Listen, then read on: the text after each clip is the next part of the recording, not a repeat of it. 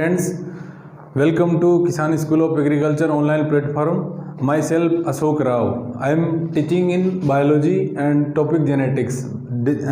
आपके जेनेटिक्स जो टॉपिक है इसमें कम से कम 4-5 क्वेश्चन आते हैं आपके जेट के, और इसमें सबसे बड़ा जो ज़्यादातर क्वेश्चन आते हैं वो बहुत ईजी क्वेश्चन आते हैं। ऐसा भी नहीं है कि बहुत हाई लेवल के आते हैं, बहुत नॉर्मल लेवल के क्वेश्चन आते हैं, बट आपको उसमें देखना पड़ता है कि कहाँ से क्वेश्चन पुटअप हो रहा है, उसका अपन प्रॉब्लम कैसे सोल्व करते हैं। ठीक है, तो थोड़ा सा बेसिक चीज़ें पहले आप जेनेटिक्स पढ़ने से पहले ये देखो कि जेनेटिक्स होती क्या है, अपन लोग जेनेटिक्स पढ़ते कैसे हैं, मतलब जेनेटिक्स क्यों पढ़ते हैं, अपने क्या काम में आती है। ये तो चलो ये ठीक है भाई, अपने सिलेबस में है तो अपन लोगों को पढ़ना होता है, बट एक थोड़ा एक इंटरेस्ट क्रिएट होना चाहिए कि ऐसा हो क्यों रहा है, जेनेटिक्स हम पढ़ क्यों रहे हैं। जेनेटिक्स सबसे पहले देखो आपको ये बताया कि साहब ग्रेगर जोहन मेंडल था, उन्होंने बताया था। अब जेनेटिक्स अपन इसलिए देखा जाता है कि आप कोई भी ऑर्गेनिज्म देखो जो लिविंग ऑर्गेनिज्म है, चाहे वो आपका प्रोकैरियोट हो चाहे वो आपका यूकैरियोट हो, सबसे पहले ये चीज़ देखो कि कोई भी नया ऑर्गेनिज्म जो बनता है या प्रोड्यूस होता है वो अपने पेरेंट के जैसे होता है। जैसे फॉर एग्जांपल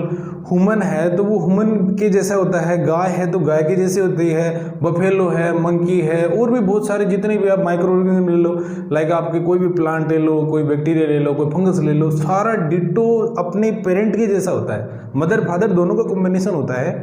अब ऐसा होता क्यों है। दूसरी बात एक अपन ये देखते हैं कि जैसे अपने ह्यूमन में अपन किसी का चेहरा देख के बता देते हैं कि यार आप उसके लड़के हो, आप उसकी डॉटर हो, आप उसके सन हो। ठीक है, ऐसा होता क्यों है। ऐसा इसलिए होता है क्योंकि अपने मदर फादर का जो जेनेटिक मटेरियल था वो अपने में आया, और ये चीज़ें सब अपने को बताने का काम करती है जेनेटिक्स। तो सबसे पहले थोड़ा सा इंटरेस्ट ऐसे क्रिएट होना चाहिए कि यार ये जेनेटिक्स पढ़ क्यों रहे हैं अपन। हाँ, जेनेटिक्स आगे का बहुत लंबा चौड़ा सिस्टम है, इसका क्या, इसमें होता क्या था, आगे क्या क्या है, कौन सा कैसे क्वेश्चन आता है, वो बाद की बात है, अपन करते रहेंगे। लेकिन थोड़ा सा इंटरेस्ट होना चाहिए कि सर अपन जेनेटिक्स क्यों पढ़ रहे हैं, ऐसा हुआ क्यों, जेनेटिक्स पढ़ने से अपने को डेली लाइफ में क्या फ़ायदा मिलता है। अपन किसी चीज़ को देख के, कोई भी ऑर्गेनिज्म है उसको देख के बता देते हैं कि हाँ ये इस प्लांट है, या इसका कोई भी जैसे एनिमल है तो उसके डिट्टो अपने पेरेंट के जैसा होता है। ठीक है, तो थोड़ा सा एक माइंड में ऐसा होना चाहिए कि आप कोई भी टॉपिक पढ़ो, चाहे आप जैसे मैं बेसिकली बायोलॉजी से हूँ, तो बायोलॉजी का आप कोई भी टॉपिक देखो उसमें सेल है और है, तो उसके पीछे थोड़ा सा डेप्थ में जाया करो कि अपनी बेसिक चीज़ में काम कहाँ आ रही है, क्योंकि थोड़ा सा इंटरेस्ट क्रिएट करोगे तो ऑटोमेटिक वो चीज़ें समझ में आनी चालू होती है। जैसे मान लो फॉर एग्जाम्पल आपको फिजिक्स पढ़नी है, तो फिजिक्स में पढ़ने से आप बहुत सारी चीज़ें देखते हो अपने डेली सराउंडिंग में, अपने एरिया में, कि पंखा है, फैन है, कैसे चलता है, लाइट है, जलती कैसे है, इतना रिफ्लेक्शन कैसे आता है। तो थोड़ा सा एक इंटेंशन होना चाहिए कि यार ये चीज़ हो क्यों रही है, तब जाके साइंस पढ़ी जाती है। बाकी चीज़ें देखो जो आर्ट वगैरह के होते हैं उनमें कुछ चीज़ें समझने वाली, कुछ रटने वाली, लेकिन जो साइंस है और उसमें basically biology, physics, chemistry, agriculture जो है वो बहुत अच्छे पढ़ने वाले, समझने वाले टॉपिक है। ठीक है, तो अपन आते हैं अपने टॉपिक पे, जेनेटिक्स पे। अब देखो ये थोड़ी सी टर्मिनोलॉजी है कि साहब जेनेटिक्स जो है, इनके फादर थे ग्रेगर जोहन मेंडल, जिन्होंने सबसे पहले बताया था, और मॉडर्न जेनेटिक्स के जो फादर हैं वो आपके बैटसन हैं, और जो जेनेटिक्स टर्म दी थी वो भी बैटसन ने दी। हाँ, एक ये चीज़ ध्यान रखना कि साहब जो ह्यूमन जेनेटिक्स का फादर था वो ए गैरोड था। ये तो देखो कॉमन सी बातें हैं, ये पूछी भी कई बार बेसिकली एग्जाम में जाती हैं। जैसे आपके 2014 के जेट में आया था ये क्वेश्चन कि फादर ऑफ जेनेटिक्स कौन है। अच्छा, एक चीज़ ध्यान रखना कि जेनेटिक्स और एक मॉडर्न जेनेटिक्स का मतलब उसने थोड़ा सा एडवांस तरीके से बताया, और फादर का मतलब इसने सबसे पहले इस दुनिया में बताया कि साहब जेनेटिक्स क्या होती है। ठीक है, तो आप इसका या तो स्क्रीनशॉट ले लें या फिर वीडियो को पॉज करके आप इसमें नोट्स बना लें, पेन कॉपी साथ में रख लें। ठीक है, अब आते हैं अपन अब आगे की जो फंडामेंटल बातें हैं, कैसे क्या होता है। अब देखो दोस्तों क्या है कि जेनेटिक्स बेसिकली दो चीज़ों का कॉम्बिनेशन होता है। एक तो होता है आपका हेराडिटी और दूसरा होता है आपका वेरिएशन। ठीक है, अब एक चीज़ ये आती है कि सर हेराडिटी का मतलब क्या होता है। देखो एक बात बताऊं, जैसे बहुत सारी चीज़ें अपनी देखते हैं कि जेनेटिक्स में मतलब बहुत सारे लड़कों की ये क्यूरी आती है कि सर जेनेटिक्स में क्या ऐसे क्वेश्चन आते हैं, हम रट लेंगे। कईयों को समझ में नहीं आता कि गेमेट क्या होता है, सब एलील क्या होता है, जीनोटाइप क्या होता है, आगे कैसे क्रॉस करवाते हैं, कैसे क्या होता है। तो उससे पहले शुरू के जैसे मान के चलो आपकी वीडियो लेक्चर है, तो ये वाला जो आज का है जो एपिसोड वो बहुत इंपॉर्टेंट है, क्योंकि आपकी जेनेटिक्स में हम क्लास में ऑफलाइन पढ़ाते हैं तो उसमें ये रहता है कि शुरुआत के आप 2-3 क्लास बिल्कुल मिस नहीं करनी चाहिए, किसी भी सब्जेक्ट का कोई भी टॉपिक हो। कारण क्या रहता है कि उसका जो बेस पार्ट है वो वहीं से स्टार्ट होता है, और अगर आपको स्टार्टिंग वाला समझ में नहीं आया तो आगे का आपका कोई काम का भी नहीं है। और भैया खास करके जेनेटिक एक ऐसा टॉपिक है, अगर आपने स्टार्टिंग में नहीं ढंग से पढ़ा तो आप रियल में बाद में बहुत ज़्यादा प्रॉब्लम आते हैं कि यार ये गेमेट कहाँ से आ गया, ये एलील क्या हो गया, ये जीनोटाइप क्या है, व्हाट इज फेनोटाइप, बहुत सारी प्रॉब्लम आती है। ठीक है, तो अब बेसिकली थोड़ा सा हेरिडिटी और आपका वेरिएशन, एक चीज़ देखना, हेरिडिटी अलग चीज़ बताती है और वेरिएशन वास्तव में जो जेनेटिक्स है इन दोनों का कॉम्बिनेशन है। ठीक है, अपन बोलते हैं कि साहब जो जेनेटिक्स है इसमें आप हेरिडिटी की भी स्टडी करते हो, आप वेरिएशन की भी स्टडी करते हो।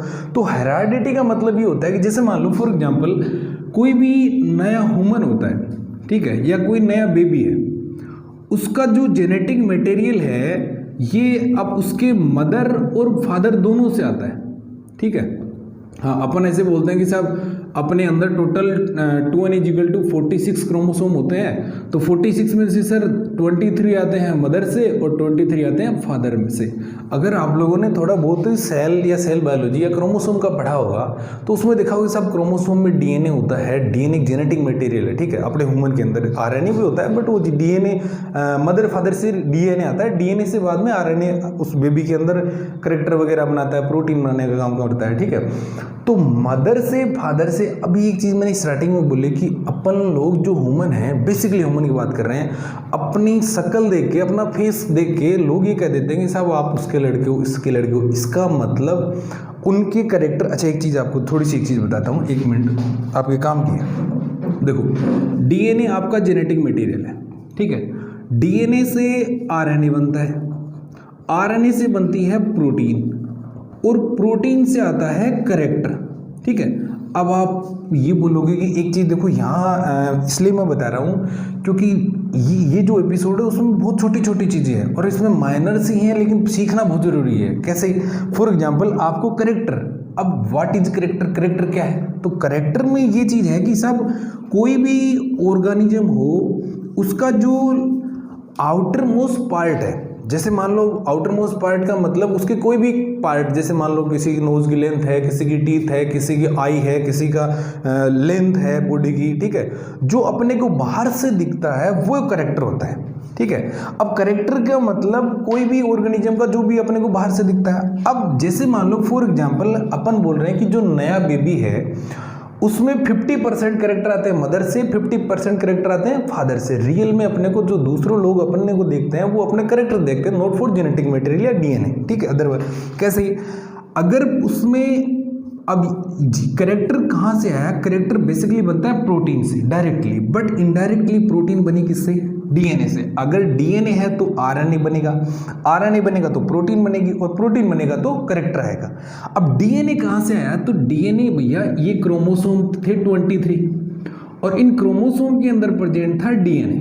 तो 23 क्रोमोसोम में जो डीएनए था बोले तो 50% डीएनए बेबी में आया और यहाँ से 50% डीएनए यहाँ आया। तो इसमें कुछ करेक्टर तो मदर के हो गए और कुछ करेक्टर फादर के हो गए। अब ये दोनों के जो करेक्टर इसलिए बेबी के अंदर आए क्योंकि उनमें 50% डीएनए आया मदर से और 50% डीएनए आया फादर से। ठीक है, इसीलिए डीएनए को आप बोलते हो जेनेटिक मटेरियल। जेनेटिक मटेरियल का मतलब ऐसा मटेरियल जो एक प्रोजनी से सेकंड प्रोजनी में जाता है, और हेरिडिटी का मतलब ये होता है कि genetic material transfer in one generation to second generation. Okay okay, heredity का मतलब genetic material transfer in one generation to second generation, this is heredity. Okay, अब वेरिएशन, वेरिएशन का मतलब, अब एक चीज देखो, एक नाम आता है स्पीसीज। ठीक है, स्पीसीज का मतलब ये होता है कि जो जैसे आप लोगों ने एक चीज देखी होगी कि आर एच व्हिटेकर एक साइंटिस्ट थे। उन्होंने इस दुनिया में जितने भी ऑर्गेनिज्म थे, living organism, not for non living organism, उनको 5 किंगडम में क्लासिफाई किया था। अब उसको मेनली बोलते हो सर, 2 होते हैं, एक प्रोकैरियोट होता है और यूकैरियोट होता है। प्रोकैरियोट था, उसमें एक था मोनेरा। यूकैरियोट जो थे उसमें 4 थे, प्रोटिस्टा था, फंजाई था, प्लांटी था, एनिमेलिया था। और उसमें आप जब किंगडम कोई भी स्पीसीज का आप क्लासिफिकेशन लिखते हो तो क्लासिफिकेशन में सबसे लास्ट में आती है स्पीसीज, ठीक है। तो स्पीसीज जैसे मान लो फॉर एग्जांपल आपका ह्यूमन है। अब एक चीज है कि सर सारे ह्यूमन हैं, उनका साइंटिफिक नाम होता है होमो सेपियंस सेपियंस। अब सारे होमो सेपियंस सेपियंस इक्वल नहीं होते, जितने भी हैं वो सारे एक जैसे नहीं दिखते, वो सारे अलग अलग दिखते हैं। इसके पीछे अब क्या कारण है? जैसे मान लो ये तो ह्यूमन की बात होगी, मान लो फॉर एग्जांपल आपका काऊ, ठीक है, या मान लो कोई डॉग मान लो। जितने भी डॉग के बहुत सारी ब्रीड है, काऊ की बहुत सारी ब्रीड है, तो सारे काऊ एक जैसे नहीं होते, सारी डॉग एक जैसे नहीं होती। इसके पीछे क्या रीजन है? क्योंकि वो है तो देखो एक स्पीसीज ही, जैसे ह्यूमन है तो ह्यूमन है, होमो सेपियंस सेपियंस है, होमो उसका जीनस है, सेपियंस सेपियंस उसकी स्पीसीज है। तो सारी स्पीसीज में जितने भी ऑर्गेनिज्म आते हैं वो सारे एक जैसे नहीं होते। और इस चीज को क्लासीफाई कौन करता है? इस चीज को क्लासीफाई करता है आपका वेरिएशन। कैसे? फॉर एग्जाम्पल मान लो ये आपने एक टेरिटरी बना ली, ठीक है, उसमें आपने 100 पीपल को या 100 ह्यूमन को सेलेक्ट कर लिया। अब भैया जितने भी 100 ह्यूमन हैं वो सारे इक्वल एक जैसे शक्ल के, एक जैसे नोज लेंथ है, आई है, फेस है, आपका हेयर लेंथ है, बॉडी लेंथ, बॉडी की साइज है, सारा अलग अलग होता है, एक जैसा नहीं होता। और ये चीज़ अलग अलग बताने का काम कौन करती है? आपका वेरिएशन। और इन दोनों का कॉम्बिनेशन ही आपको कौन बताती है? जेनेटिक्स। कैसे? हेरेडिटी ने तो ये बता दिया कि साहब एक जनरेशन से करेक्टर जो था आपका, या फिर जेनेटिक मटेरियल जो डीएनए था, वो एक जनरेशन से सेकंड जनरेशन में कैसे है, ये किसने बता दिया? हेरेडिटी में।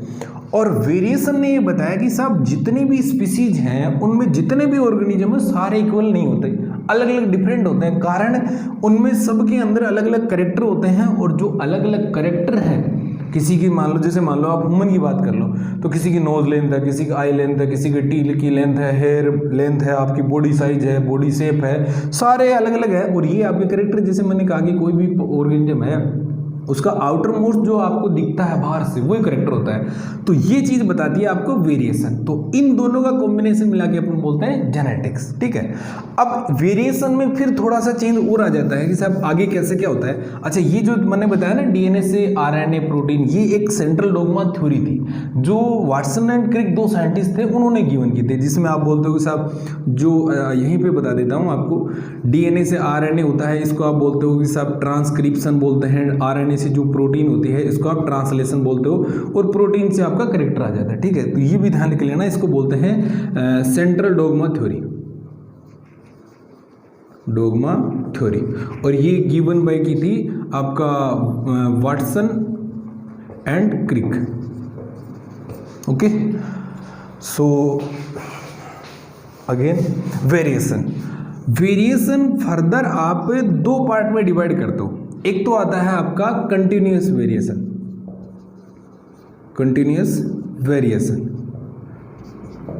और एक आता है आपका डिसकंटिन्यूअस वेरिएशन। अब एक चीज ये आती है कि सर ये कंटिन्यूअस, तो वेरिएशन का तो समझ में आ गया कि सर कोई भी ऑर्गेनिज्म है, कोई भी स्पीसीज है, उसमें जितने भी ऑर्गेनिज्म है सबका डिफरेंट करेक्टर है, उनको अपन वेरिएशन बोलते हैं। अब एक कंटिन्यूअस और डिसकंटिन्यूअस का क्या लफड़ा है, ठीक है। इसके पीछे कारण बताऊं, ये देखो बेसिकली आपको नहीं बताया जाता। बहुत सारी टीचर देखे हैं मैंने जो आपको ऑनलाइन पोर्टल चलाते हैं, कईयों के देखे हैं, वो यहाँ तक बता के छोड़ देते हैं। लेकिन उसके पीछे कारण ये है, आपके BHU 2018 में क्वेश्चन आया था और वो इसी से रिलेटेड था। आप देखना कैसे, उसमें कंटिन्यूस में ये होता है कि साहब वेरिएशन का मतलब, अब आप ये बोल सकते हो कि साहब कोई ना कोई चेंज, ठीक है। अब वो चेंज आता कैसे है? अब कंटिन्यूस का मतलब ये होगा कि सब जनरेशन बाय जनरेशन, जैसे मान लो दादा दादी, ठीक है, मम्मी पापा, अपन लोग आ गए, अपने से आगे, तो हर जनरेशन में जा रहा है, इसका मतलब वो कंटिन्यूस है। और डिसकंटिन्यूस का मतलब ये होगा कि जनरेशन के बीच में गैप लग रहा है। जैसे मान लो एक जनरेशन आई, उसके बाद में 3-4 जनरेशन में कुछ वेरिएशन नहीं है, कोई चेंज नहीं है, बिल्कुल डिटो सेम चल रहा है। फिर एक जनरेशन में आ गया, 2 में आ गया, फिर 4-5 में नहीं आया, वो डिसकंटिन्यूस आ गया, ठीक है। अब ऐसा इसलिए होता है, अब आपको 2 टर्म बता रहा हूँ। एक आपने नाम सुना होगा मियोसिस, ठीक है। और एक आपने नाम सुना होगा म्यूटेशन। अब एक चीज सुनना, म्यूसिस में एक नाम आता है, अगर म्यूसिस का आपने देखो, म्यूसिस आप सेल बायोलॉजी की जो सेल डिवीजन है उसमें पढ़ते हो, म्यूसिस माइटोसिस। म्यूसिस दो टाइप का होता है, म्यूसिस फर्स्ट है, म्यूसिस सेकंड, ठीक है। और उसमें एक नाम आता है क्रॉसिंग ओवर, ठीक है। अब क्रॉसिंग ओवर अगर आप लोगों को, हाँ ये चीज़ आपको पहले से पता होनी चाहिए कि साहब क्रॉसिंग ओवर होता क्या है। क्रॉसिंग ओवर जो होमोलोगस क्रोमोसोम होते हैं उनके जो नॉन सिस्टर क्रोमेटिड होते हैं उनमें आपस में जेनेटिक मटेरियल का ट्रांसफर होता है, और जेनेटिक मटेरियल का ट्रांसफर होता है उसी को अपन बोलते हैं क्रॉसिंग ओवर। और क्रॉसिंग ओवर जो है, अच्छा एक चीज़ बताऊँ आपको, आप लोगों ने एक चीज़ भी देखी होगी कि यार जो भी नया ऑर्गेनिज्म पैदा होता है वो 100% मदर के जैसा नहीं होता, 100% फादर के जैसा नहीं होता। क्यों नहीं होता? क्योंकि उन दोनों में क्रॉसिंग, उन दोनों का जब गेमेट बनते हैं, लाइक आपका ऐसे बोल सकते हो ओवम बनता है, स्पर्म बनता है, उस और ओवम और स्पर्म ओनली किस म्यूसिस से बनते हैं, कौन से डिवीजन से बनते हैं? म्यूसिस से बनते हैं। और जब जब म्यूसिस होगा तो भैया क्रॉसिंग ओवर तो होगा ही होगा, और जब क्रॉसिंग ओवर होगा तो न्यू करेक्टर आएंगे, बोले तो आपका वेरिएशन आएगा, बोले तो आपके उस करेक्टर में क्या आएगा? चेंज आएगा। अब एक चीज बताओ, मियोसिस आपका तब होगा जब आपको उसमें कोई भी जनरेशन में गेमेट बनेगा, और गेमेट तो हर जनरेशन में बनना पड़ेगा। जैसे मान लो कोई भी ऑर्गेनिज्म है, अगर वो नया चाइल्ड प्रोड्यूस करेगा तो उसमें स्पर्म एंड ओवम तो प्रोड्यूस होंगे, और स्पर्म और ओवम प्रोड्यूस होंगे, इसका मतलब क्रॉसिंग ओवर होना है। और ये जनरेशन बाय जनरेशन हो रहा है, इट मीन्स ये क्या हो रहा है? कंटिन्यूअस वेरिएशन, ठीक है। और म्यूटेशन जो है, म्यूटेशन आप जनरली ऐसे बोलते हो कि सब सडन चेंज आ जाता है कोई भी ऑर्गेनिज्म में। जैसे मान लो किसी की पहले कुछ नहीं था लेकिन अचानक से कोई बदलाव आ गया, और सडनली जो चेंज आता है उसको आप म्यूटेशन बोलते हो। लेकिन बेटा एक चीज़ है, म्यूटेशन सडनली आता है और वो हर जनरेशन में नहीं आता, उनमें जनरेशन में गैप बहुत लगता है। कई बार 5 जनरेशन में आ रहा है, कई बार 10 जनरेशन में आ रहा है, ठीक है। तो ये आपका होगा डिसकंटिन्यूस। अब जो BHU का क्वेश्चन था उसमें ये पूछा था कि कंटिन्यूस वेरिएशन ड्यू टू, कि कंटिन्यूस वेरिएशन किसके कारण आता है, और उसमें ऑप्शन आपका एक तो ये था, सॉरी ये म्यूसिस उसमें नहीं था, ये इसलिए बता रहा हूँ क्योंकि म्यूसिस के अंदर क्रॉसिंग ओवर होता है। क्योंकि अगर आपको यहाँ बता दें क्रॉसिंग ओवर होता है, अब पता नहीं कि कोई स्टूडेंट को ही नहीं पता कि साहब क्रॉसिंग ओवर होता कहाँ पे? म्यूसिस में। फिर यहाँ से कड़ी और मिल गई कि साहब म्यूसिस होता है तो गेमेट बनते हैं, तो आपको नया चाइल्ड प्रोड्यूस करने में गेमेट हेल्प करते हैं। और उसमें ये था कि सब continuous variation due to meiosis और क्रॉसिंग ओवर, और discontinuous variation due to mutation. Okay, तो ये थोड़ी सी एक चीज़ थी कि सब वेरिएशन जो था कंटिन्यूस और डिसकंटिन्यूस। एक चीज़ और बता देता हूँ आपका कि थोड़ा सा वेरिएशन का, एक वेरिएशन आता है अपनी बॉडी के अंदर। 2 टाइप की सेल होती है, एक तो होती है सोमेटिक सेल और एक होती है गेमेटिक सेल। सोमेटिक सेल का मतलब, पहले गेमेटिक सेल समझ लो, सोमेटिक अपने आप आ जाएगा। गेमेटिक सेल का मतलब जो गेमेट प्रोड्यूस करती है, और गेमेट मीन्स ह्यूमन के अंदर, अपन ह्यूमन की बात करना है तो उसमें गेमेट होते हैं, एक तो ओवम एंड एक स्पर्म। ओवम प्रोड्यूस होता है ओवरी से और स्पर्म प्रोड्यूस होता है टेस्टिस से। तो ovary and testis both are gametic cell, और other body part to complete body part are somatic cell. तो एक वेरिएशन और आता है गेमेटिक वेरिएशन, गेमेटिक वेरिएशन, और एक आता है सोमेटिक वेरिएशन। अब एक चीज और है कि साहब अगर मान लो कोई गेमेटिक सेल है, गेमेटिक सेल का मतलब गेमेटिक ऑर्गन भी बोल सकते हो आप, लाइक टेस्टिस था आपका, ओवरी था, ठीक है। तो इनमें अगर दोनों में कोई चेंज आ गया तो उसको आप बोलते हो गेमेटिक वेरिएशन।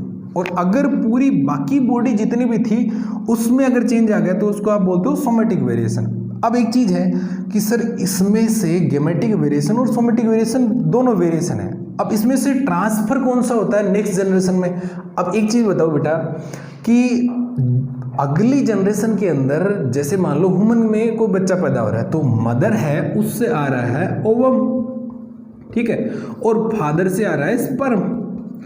अब ओवम ओवरी से प्रोड्यूस हो रहा है और स्पर्म जो है वो टेस्टिस से प्रोड्यूस हो रहा है। It means only gametic variation are transfer in next generation, but somatic variation are no transfer, because इनका कोई लेना देना नहीं होता। सोमेटिक सेल जैसे मान लो हाथ है, पैर है, आंख है, मुंह है, इनका कोई लेना देना नहीं है कि साहब इनका नेक्स्ट जनरेशन में कैसे होगा क्या नहीं होगा, ठीक है।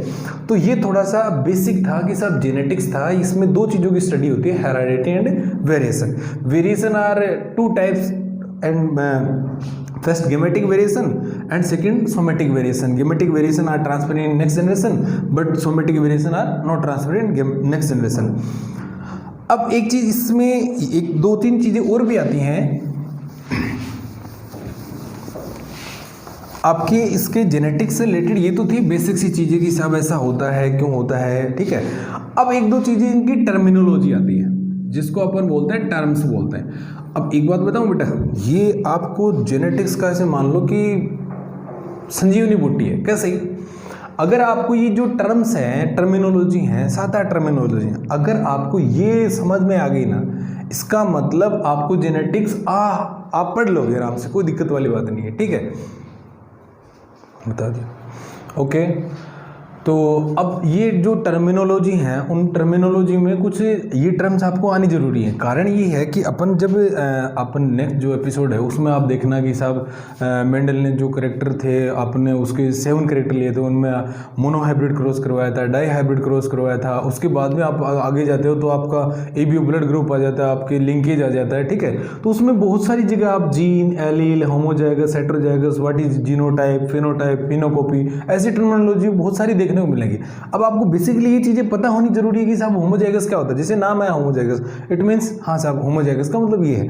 जीनोटाइप है, फिनोटाइप है। तो अब सबसे पहले ये देखो कि होता क्या है टोटली। अब एक चीज देखना कि जो जीन था, जीन जो टर्म थी वो जॉनसन ने दी थी, जॉनसन साइंटिस्ट ने। जॉनसन ने देखो बेटा 3 टर्म दी थी, एक तो जीन की और एक जीनोटाइप एंड फिनोटाइप की। तो अब आप एक 3 चीज यही क्लियर होगी कि साहब जो जीन टर्मिनोलॉजी और जीनोटाइप एंड फिनोटाइप जो टर्म थी वो आपके जॉनसन ने दी थी। अब एक चीज देखना, जो मेंडल था, मेंडल ने पाइसम सेटाइवम जो था, गार्डन पी था, उस पे करेक्टर उनके 7 करेक्टर, मतलब स्टार्टिंग में तो उसने 22 जो करेक्टर लिए थे। उसके बाद में उसने 7 करेक्टर ऐसे दिखे थे जो हेराडिटी शो कर रहे थे। इट मीन्स वो हर जनरेशन में आपको मिल रहे थे, ठीक है। तो अब मेंडल ने एक चीज कही कि मेंडल को देखो, सबसे पहले उसने जो पाइसम सेटाइवम था उसकी प्लांट लेंथ, ठीक है, प्लांट लेंथ जो थी उसके ऊपर स्टडी की थी। अब प्लांट लेंथ क्या मतलब, प्लांट जो होता है वो उसकी हाइट है, प्लांट लेंथ बोल दो या इसकी हाइट बोल दो, ठीक है। अब प्लांट हाइट होता है, प्लांट 2 टाइप का होता है, एक तो होता है आपका टॉल और एक होता है आपका ड्वार्फ। अब एक चीज था कि साहब प्लांट जो ड्वार्फ था, टॉल था, टॉल का मतलब जो लंबा प्लांट था और ड्वार्फ का मतलब जो छोटा पौधा था या छोटा प्लांट था। अब एक चीज और देखना, एक नाम आता है कि साहब डोमिनेंट कैरेक्टर, डोमिनेंट कैरेक्टर, और एक आता है रिसेसिव कैरेक्टर।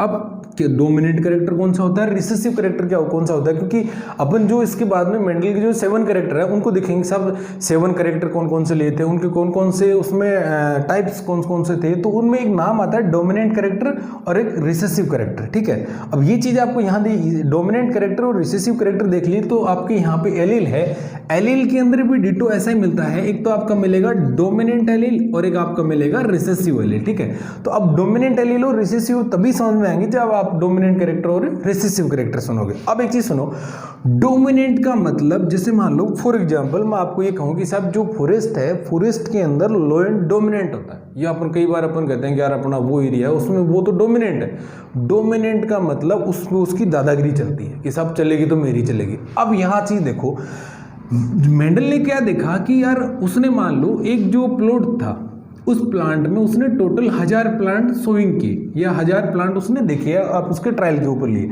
उसने एक चीज नोट की कि सब 700 जो प्लांट थे वो तो उनके टॉल प्लांट थे और जो बाकी के जो 300 प्लांट बच गए वो ड्वार्फ प्लांट थे, मतलब छोटे पौधे थे।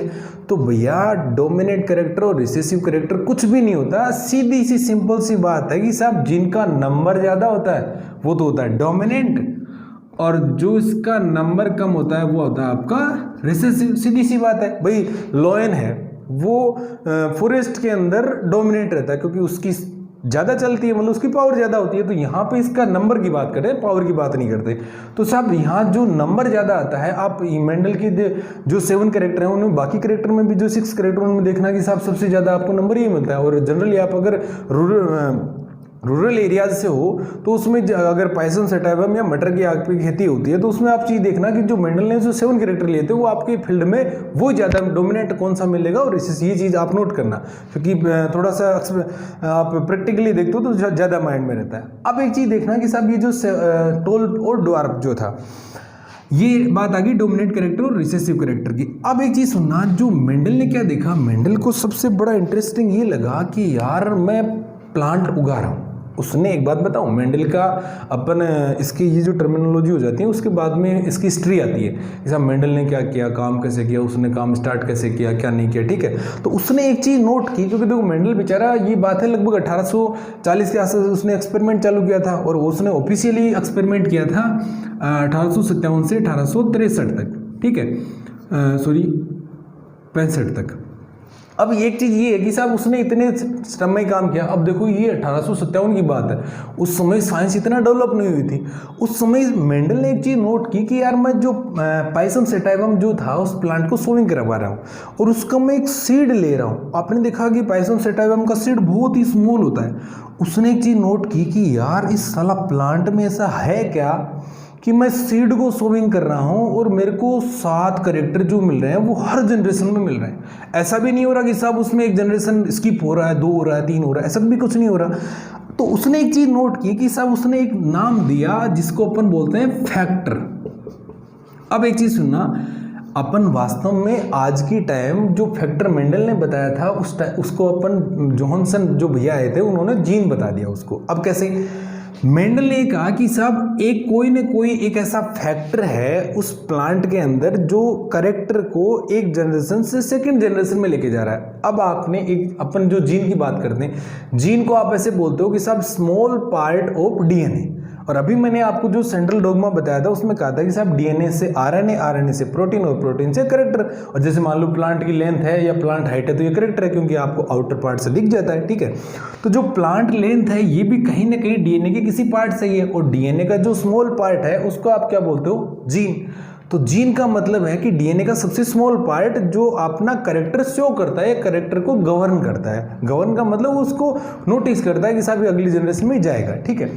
और मेंडल ने उसी चीज़ को क्या कह दिया? फैक्टर। तो भैया एक चीज़ तो ये ध्यान रखना कि आज के टाइम जीन फैक्टर को क्या कहा जाता है, तो जीन, और कई बार एग्जाम में इसका उल्टा घुमा के भी पूछ लेता है कि मेंडल ने जीन के रिलेटेड कौन सी टर्म बताई थी, तो उसको अपन आप बोलते थे फैक्टर। और जीन जो टर्म दी थी वो आपको जोहानसन साइंटिस्ट ने दी थी।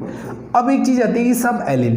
अब मेरे को एक बात बताओ, अभी आप बोल रहे हो कि साहब जो जीन है, जीन किसको गवर्न करता है? कैरेक्टर को। अब एक चीज़, अभी आपने यहाँ पे एक नाम लिखा डोमिनेंट कैरेक्टर और रिसेसिव कैरेक्टर।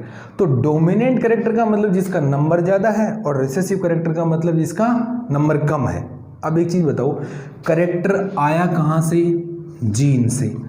अगर एक बात बताओ भैया, अगर कैरेक्टर के 2 टाइप हैं तो इस जीन के 2 टाइप नहीं होंगे? सोच के देखो कि अगर जीन है वो एक कंट्रोल कर रहा है कैरेक्टर को, कंट्रोल कैरेक्टर के कारण जीन नहीं आ रहा, जीन के कारण कैरेक्टर जा रहा है। जैसे होता है ना कि भाई मदर फादर के कारण अपन लोग आए थे, अपने कारण मदर फादर नहीं आए, ठीक है। तो वैसे ही कैरेक्टर के कारण जीन नहीं आता, जीन के कारण कैरेक्टर आता है। अब अगर कैरेक्टर के 2 टाइप हैं तो 100% जीन के भी 2 टाइप होंगे, और इन 2 जीन के टाइप को ही आप बोलते हो एलील। और वो कैसे? अगर इसके 2 टाइप बोले तो एक तो डोमिनेंट और दूसरा रिसेसिव। अगर इसके 2 टाइप है तो सीधी सी बात है साहब, एक तो आप कर दो डोमिनेंट एलील और एक आप कर दो रिसेसिव एलील। जैसे मैंने यहाँ आपको बताया था कि यहाँ भी डोमिनेंट और रिसेसिव का मतलब आएगा और यहाँ भी डोमिनेंट। अब कैसे? फॉर एग्जांपल डोमिनेंट एलील के कारण कौन सा कैरेक्टर आ गया? Dominant character. और रिसेसिव एलील के कारण कौन सा कैरेक्टर आ गया? रिसेसिव। और इसका मतलब सही है कि साहब जीन था वो कैरेक्टर को कंट्रोल कर रहा है, और जीन के 2 टाइप हैं, इसीलिए कैरेक्टर के भी कितने टाइप हैं? 2। तो आप ये कंफ्यूज मत होना कि यार ये, अच्छा कई बच्चों की ये क्वेरी आती हैं, वो पूरी जेनेटिक्स कंप्लीट कर लेते हैं पर उनको ये कंफ्यूज रहता है कि साला जीन क्या था और एलील क्या था। पता नहीं चलता कि साहब जीन और एलील के अंदर उसमें फर्क क्या मतलब है, क्या डिफरेंस क्या है। तो डिफरेंस ये है कि जीन है एक लार्जर यूनिट है और जीन का एक स्मॉल यूनिट है जिसको आप क्या बोलते हो? एलील।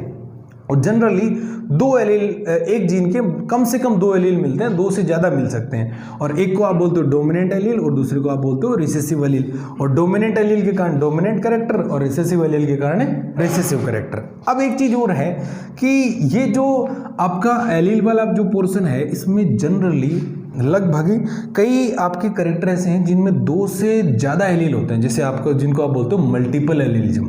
मल्टीपल एलीलिज्म का मतलब अगर किसी जीन में मोर देन 2 एलील प्रेजेंट हो, मोर देन 2 एलील, तो उसको आप बोलते हो मल्टीपल एलीलिज्म, ठीक है।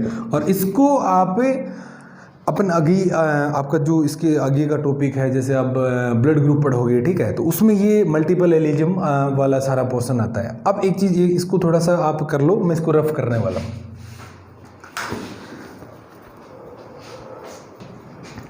ओके, तो अब आपको एक एग्जांपल लेते हैं जिससे अपन पढ़ेंगे कि यार जो एलील है इनको टाइप कैसे बोलते हो। जैसे मान लो अभी आपका जो था प्लांट हाइट का, ठीक है, प्लांट हाइट दो पार्ट था, एक तो आपका डोमिनेंट एलील वाला और दूसरा आपका रिसेसिव कैरेक्टर वाला, सॉरी। और डोमिनेंट वाला जो था वो टॉल था और इसका था आपका ड्वार्फ। अब एक चीज़ देखना, आप जो एलील को लिखते हो, आपने कई बार सुना होगा कि साहब कैपिटल टी है, स्मॉल टी है, कैपिटल ए है, स्मॉल ए है, कैपिटल बी है, स्मॉल बी है। अभी ऐसा होता क्यों? देखो बेटा, ऐसा इसलिए होता है कि अपन जो डोमिनेंट कैरेक्टर है इसको लिखने के लिए जो डोमिनेंट एलील को आप किस सिंबल से डिनोट करोगे, तो उस सिंबल को डिनोट करने के लिए देखा जाता है कि जो डोमिनेंट कैरेक्टर है उसका पहला कैपिटल लेटर ले लो। इसका अपन ने ले लिया टी, ठीक है। अब ये तो चलो आ गया कि साहब डोमिनेंट एलील को आपने कैपिटल टी से डिनोट कर दिया, तो आप रिसेसिव एलील को रिसेसिव कैरेक्टर के पहले लेटर से डिनोट करोगे? ऐसा आप नहीं करोगे। ऐसा इसलिए नहीं करते क्योंकि ये थोड़ा सा मेमोराइज करने में प्रॉब्लम आती है। कैसे? इसको ऐसे करते हैं कि जो डोमिनेंट कैरेक्टर को लेते हो उसका पहला कैपिटल लेटर ले लिया, और अगर इसी का स्मॉल लेटर लेते हो तो ये आपका रिसेसिव एलील में आ गया। ये कैपिटल ले लिया डोमिनेंट एलील, और अगर रिसेसिव वाला ले लिया तो आपका स्मॉल लेटर में ले लिया तो ये आपका रिसेसिव एलील आ जाएगा। जैसे मान लो फॉर एग्जांपल आपको कैपिटल के अंदर कुछ भी लिखा मिल जाए, जैसे मान लो कैपिटल ए है, कैपिटल बी है, कैपिटल सी है, कैपिटल डी है, तो इट मीन्स ये सारे के सारे डोमिनेंट एलील हैं, ठीक है। और अगर आपको small A B C D ऐसा मिल जाए तो ये इसका मतलब ये आपके क्या है? रिसेसिव एलील है, ठीक है। तो सीधी सी और इनका लिखने का सीधा सा फंडा ये है कि साहब ये मेमोराइज करने में इजी रहते हैं, ठीक है। वरना मान लो फॉर एग्जांपल आप लिखते कैपिटल डी, तो आपको डी का फिर या पूरा ड्वार्फ याद रखना पड़ता है। यहाँ टी का टोल है तो स्मॉल टी आ गया, वो रिसेसिव आ जाएगा, ठीक है। तो अच्छा, ये मैं चीज़ें इसलिए बता रहा हूँ क्योंकि आप होमोजाइगस, हेट्रोजाइगस, जीनोटाइप, फेनोटाइप, ये जो चारों टर्म है ये इन्हीं पे बेस है। अगर ये आपको पता नहीं लगी ना कि आप डोमिनेंट एलील को किससे डिनोट कर रहे हो, क्यों डिनोट कर रहे हो, और स्मॉल लेटर से आप क्यों डिनोट कर रहे हो, ठीक है।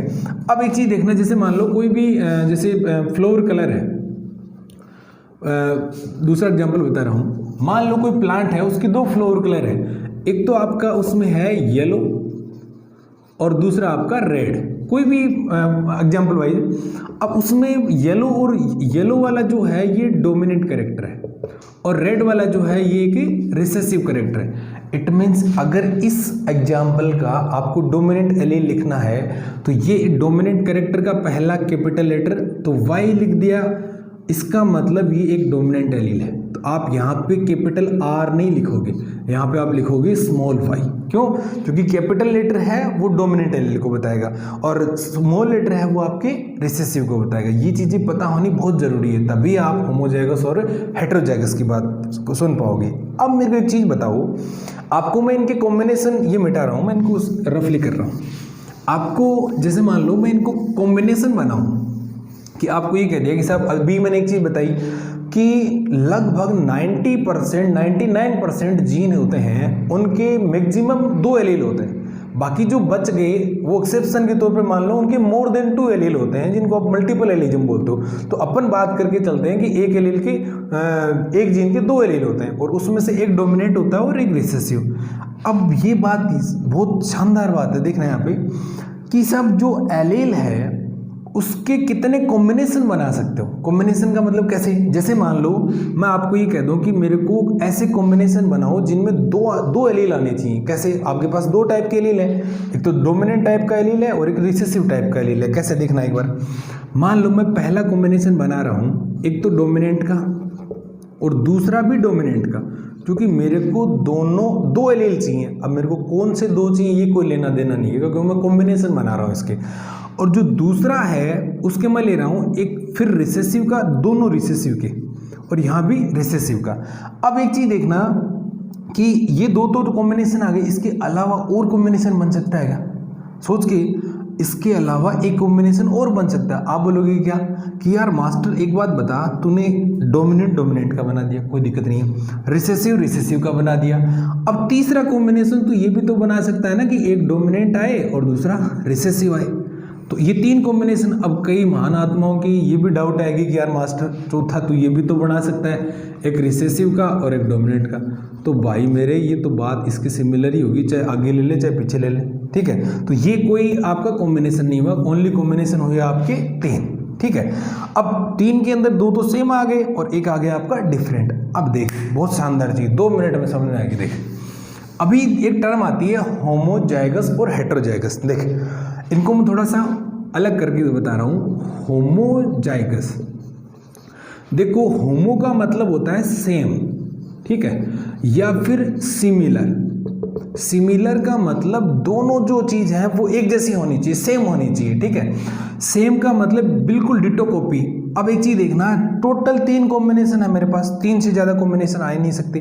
3 कॉम्बिनेशन में से ऐसे कितने हैं जिनमें दोनों एलील सेम है। तो आप सीधा सीधा बोलोगे कि यार मास्टर दिख ही रहा है, एक तो ये वाला रहा और एक नीचे वाले रहे, इसका मतलब ये जो दोनों हैं ये होमोजाइगस आएंगे। और जाइगस का मतलब होता है सेगमेंट, मतलब जो आप सेगमेंट भी बोल सकते हो सेट, और हमेशा कोई भी सेट होता है वो 2 चीज़ों से मिलकर बनता है, ठीक है। तो 2 चीज़ें मिल गई तो आपका जाइगस बन गया।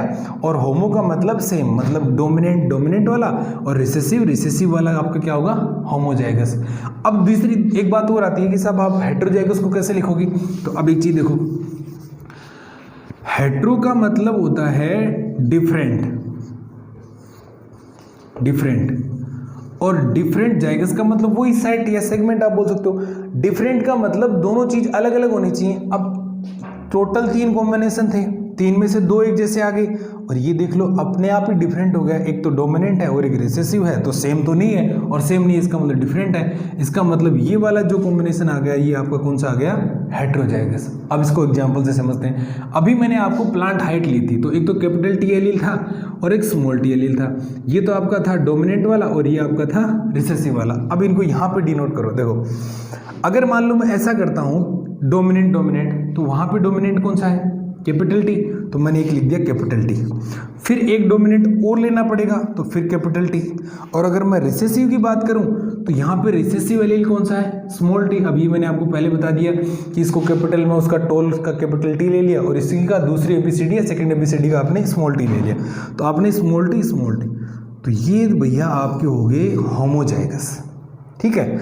और अगर हेटेरोजाइगस की बात करो तो हेटेरोजाइगस में एक तो आपको लेना पड़ेगा डोमिनेंट, तो डोमिनेंट तो आ गया कैपिटल टी, और रिसेसिव का आपको क्या लेना पड़ेगा, स्मॉल टी। ये बन गया आपका हेटेरोजाइगस। तो अब आप बिना देखे सीधी सी बात है, अगर दोनों एलील सेम है, चाहे वो आपके कैपिटल हो चाहे वो आपके रिसेसिव हो, इट मीन्स वो क्या है आपके होमोजाइगस। और अगर वो डिफरेंट है तो वो आपके क्या है, हेटेरोजाइगस। जैसे मान लो फॉर एग्जांपल आप बात कर रहे हो कि कैपिटल ए सेम है, होमोजाइगस है, स्मॉल ए सेम है, होमोजाइगस है, और आपका capital R small R homozygous heterozygous है, डिफरेंट है। Capital Y small Y homozygous नहीं है, हेटेरोजाइगस है, क्योंकि दोनों डिफरेंट है। अब आप ऐसे भी बोल सकते हो कि सर यार ये भी तो आ सकता है कैपिटल बी और कैपिटल डी स्मॉल डी, लेकिन भाई साहब ये कोई भी जीनोटाइप या कुछ भी नहीं है। क्यों? क्योंकि दोनों सेम का होना चाहिए। ये डी आ गया, ये कैपिटल बी है, इसकी जगह आप कैपिटल बी और स्मॉल बी लोगे, ये सही है, ठीक है। कई जगह जैसे कैपिटल बी और ये वाला ये राइट है। कई बार आपके एग्जाम में ऐसे क्वेश्चन आते हैं कि निम्न में से कौन सा जीनोटाइप सही नहीं है, कौन सा जीनोटाइप राइट नहीं है। तो इसमें ये भी कई बार ऐसा मिल जाता है कि साहब ये ऐसे डिफरेंट टाइप का आपको एलील दे दिया, ठीक है। तो ऐसे सेम उसी लेटर का होना चाहिए। अगर कैपिटल बी है तो स्मॉल बी होना चाहिए, कैपिटल ए है तो स्मॉल ए, जो बी जैसा भी आता है, ठीक है। तो अब ये जो दो टर्मिनोलॉजी आपकी 3 बच गई, ये अपन बेटा नेक्स्ट क्लास में करेंगे। आप यहाँ तक जो है उसको थोड़ा सा प्रिपेयर करना, क्योंकि इन टर्मिनोलॉजी के बिना आप आगे जेनेटिक्स नहीं पढ़ पाओगे। Okay, thank you.